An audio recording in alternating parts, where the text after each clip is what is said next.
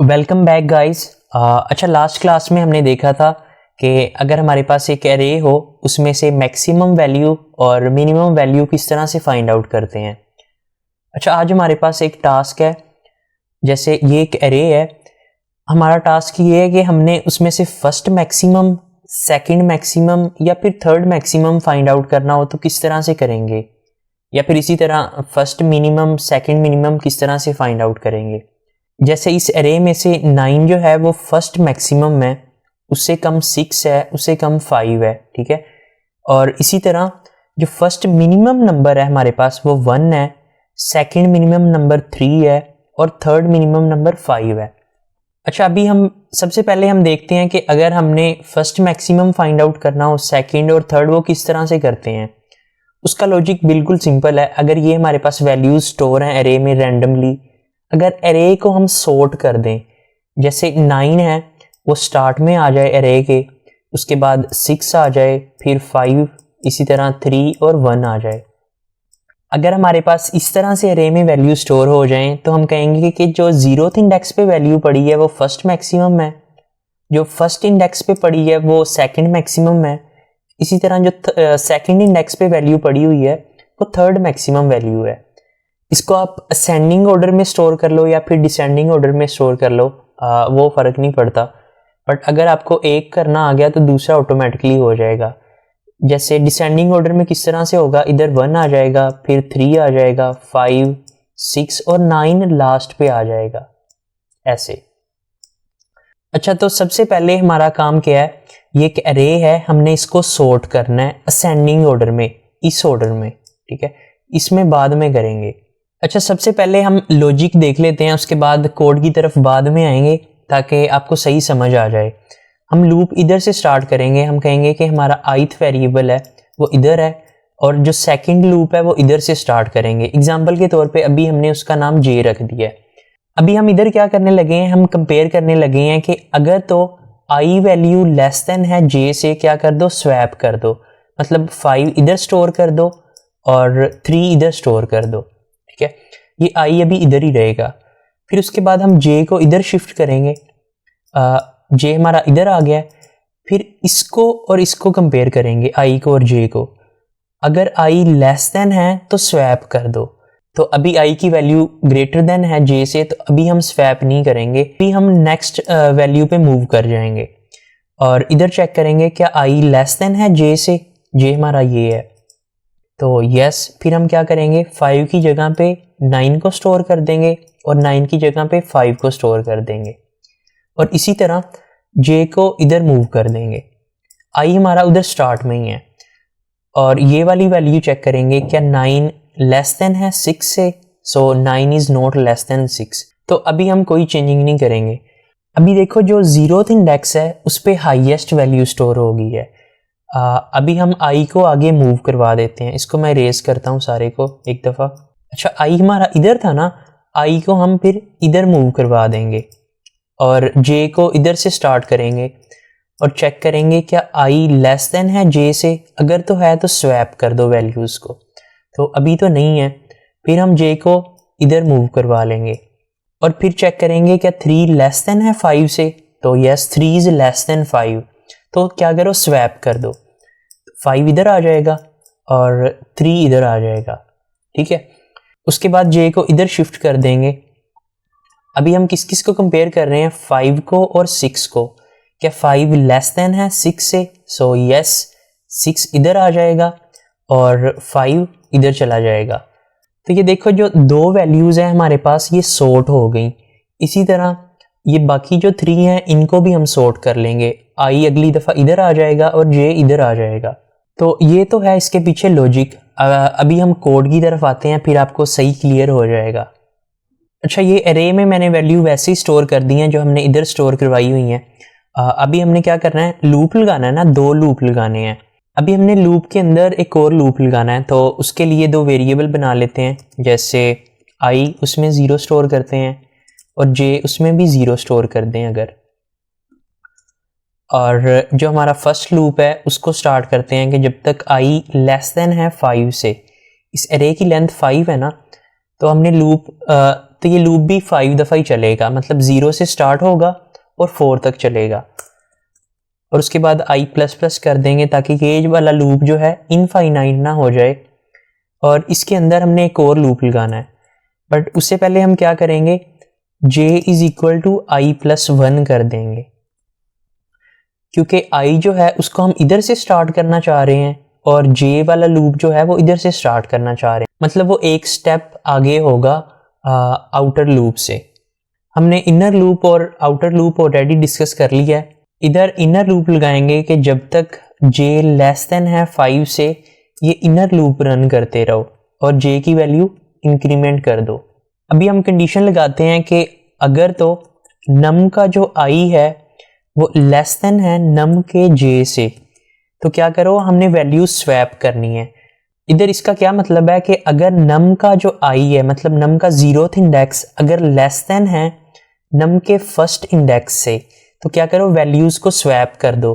अभी देखो 3 जो है वो लेस देन है 5 से, तो क्या होगा, 5 3 की जगह पे आ जाएगा और 3 5 की जगह पे आ जाएगा। ऐसे समझ लो कि ये एक ग्लास है आपके पास, एक दूसरा भी ग्लास है। आपने क्या करना है, इसका जो पानी है वो इसमें शिफ्ट करना है और इसका पानी इसमें शिफ्ट करना है। तो आपको किसकी ज़रूरत होगी, एक थर्ड ग्लास की ज़रूरत होगी, ताकि आप जो इसका पानी है वो इसमें शिफ्ट कर दो। अभी ये वाला ग्लास खाली हो गया, ये वाला पानी उठाओ इसमें शिफ्ट कर दो, ठीक है। अभी जो इस ग्लास वाला पानी है वो दोबारा इसमें डाल दो, तो क्या होगा, हमने पानी को शिफ्ट कर दिया, मतलब इसका इसमें आ गया और इसका इसमें आ गया। तो असल में हमें क्या करना पड़ेगा, एक और वेरिएबल बनाना पड़ेगा टेम्प के नाम से, ताकि उसमें हम टेम्परेरी वैल्यू स्टोर करवा सकें। अभी हमने उसकी वैल्यू 0 ही रख दी है। अभी अगर हम कह दें कि temp is equal to num का i, ये एग्जांपल के तौर पे टेम्प है, ठीक है, और ये i है। हमने क्या किया, इसका पानी उठाया, मतलब इसकी i की वैल्यू उठाई और टेम्प को दे दी। i में क्या स्टोर था, 3 स्टोर था ना, तो 3 हमने दे दिया टेम्प को, तो टेम्प में भी 3 आ गया। इतना काम हो गया। अभी देखो जो i में हमारे पास वैल्यू थी वो हमारे पास टेम्प में स्टोर है, सेव है।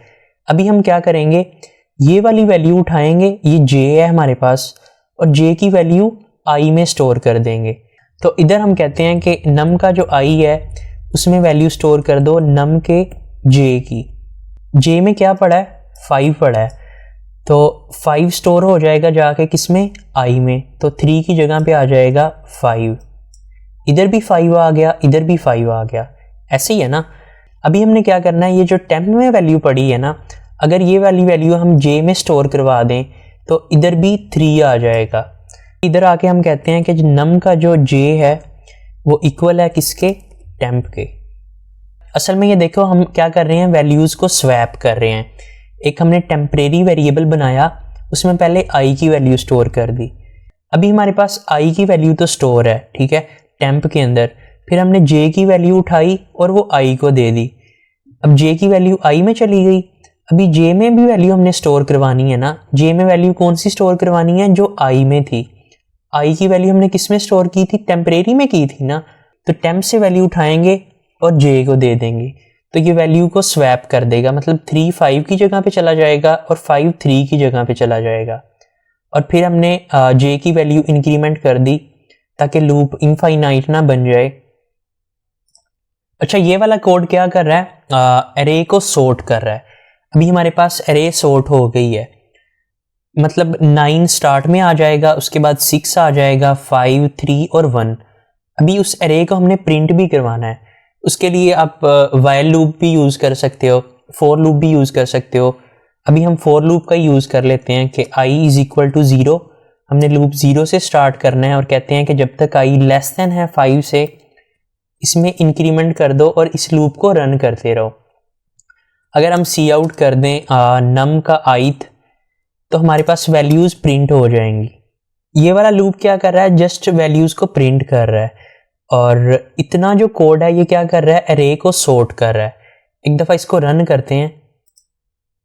अच्छा, ये देखो हमारे पास असेंडिंग ऑर्डर में वैल्यूज़ प्रिंट हो गई, मतलब एरे हमने सॉर्ट कर दी। अच्छा चलो स्टार्ट से देखते हैं असल में क्या हुआ। 3 वेरिएबल बने, एक i के नाम से, उसमें हमने 0 स्टोर किया, जे के नाम से उसमें भी 0 स्टोर किया और टेम्प के नाम से उसकी वैल्यू भी हमने 0 रखवा दी है। उसके बाद हम चेक कर रहे हैं क्या i लेस देन है 5 से, ये हमारा आउटर लूप है तो कंडीशन ट्रू हुई, वो इधर आएगा और j की वैल्यू क्या कर देगा i प्लस 1 कर देगा। i में है 0, 0 प्लस 1 कितना हो जाएगा 1, तो j की वैल्यू इधर हो गई 1। फिर वो चेक करेगा क्या j लेस देन है 5 से, तो yes j is less than 5, वो इस लूप के अंदर आ जाएगा। ये हमारा इनर लूप है। इधर हम चेक कर रहे हैं कि num का i लेस देन है num के j से। num के i में क्या स्टोर है, 3 स्टोर है, क्योंकि i की वैल्यू है 0 तो num के वो 0th इंडेक्स पे चेक कर रहा है, और j में क्या स्टोर है, 1 स्टोर है, तो वो num के फर्स्ट इंडेक्स पे चेक कर रहा है। अभी वो 3 और 5 को चेक कर रहा है, क्या 3 लेस देन है 5 से, तो यस 3 इज लेस देन 5। तो वो क्या करेगा, टेम्प में num के i की वैल्यू स्टोर कर देगा। num के i में क्या पड़ा है, 3 पड़ा है, तो टेम्प की वैल्यू हो जाएगी 3। फिर वो क्या करेगा, num के j की वैल्यू को उठाएगा और num के i को दे देगा।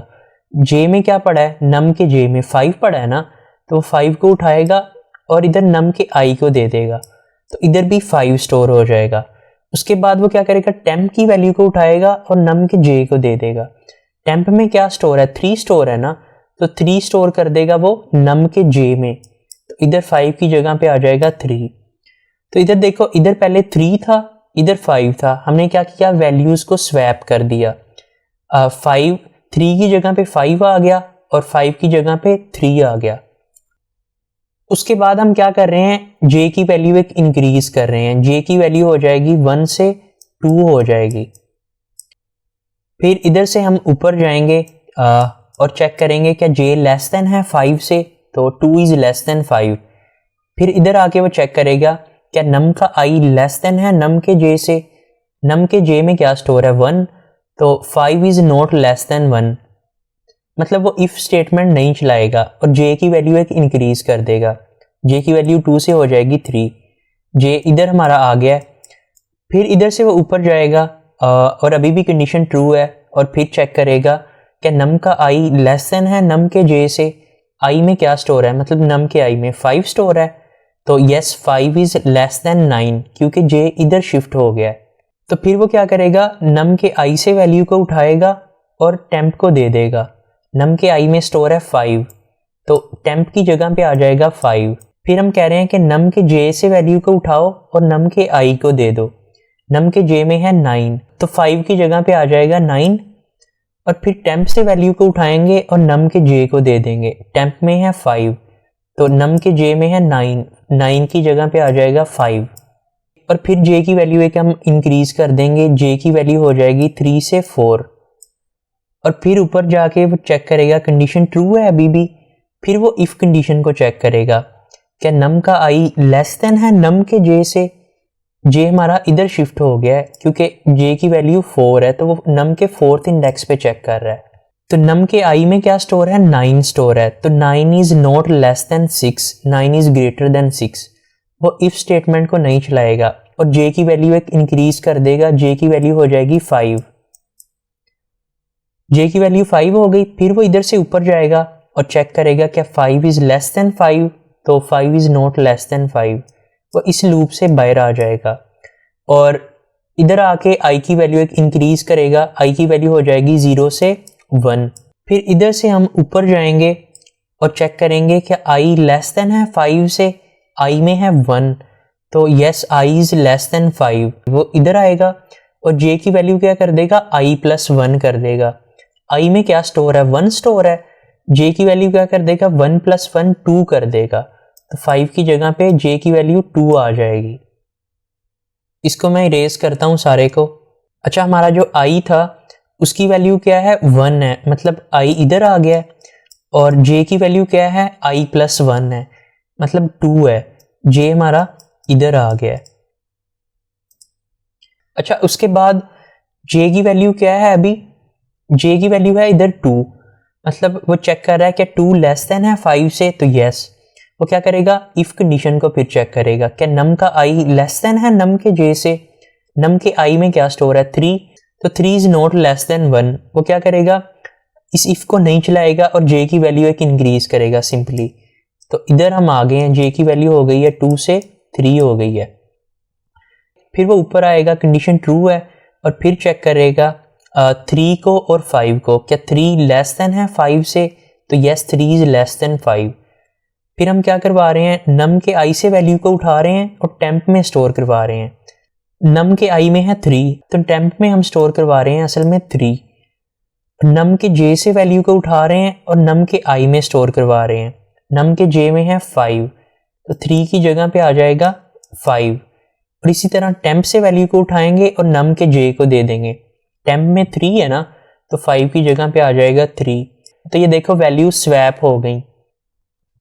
और फिर जे की वैल्यू एक इंक्रीज करेंगे, 3 से वैल्यू हो जाएगी 4। इधर जे आ जाएगा। ऊपर जाएंगे, अभी कंडीशन ट्रू है क्योंकि जे में 4 है, तो 4 इज लेस देन 5। और फिर हम चेक कर रहे हैं कि नम का आई लेस देन है नम के जे से। नम के आई में क्या स्टोर है, इधर 5 है ना, और नम के जे में क्या स्टोर है, 6 है, तो यस 5 इज लेस देन 6।